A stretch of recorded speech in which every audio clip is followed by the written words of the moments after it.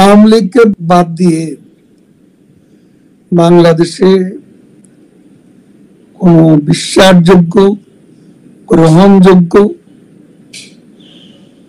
নির্বাচন, নিরপেক্ষ নির্বাচন হতে পারে না এবং তারা নিজেরাও আদৌ নির্বাচন দেবে এ ব্যাপারে আমরা যথেষ্ট সন্দিহান।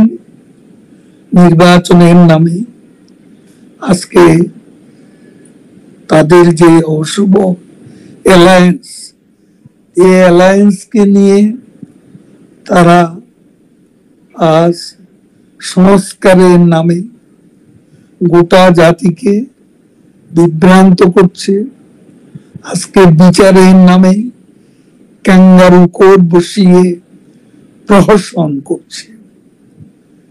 এই ধারা আমরা গুড়িয়ে দেব এবং এর বিরুদ্ধে আমাদের প্রতিরোধ চলবে। বাংলাদেশের আজ 50%-এরও বেশি ভোটার যে দলের সমর্থক এবং দিনে দিনে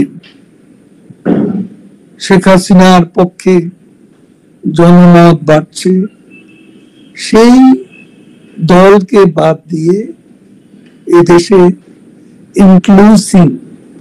ইনক্লুসিভ বা অংশগ্রহণমূলক নির্বাচন হতে পারে না, আমরাও হতে দেব না।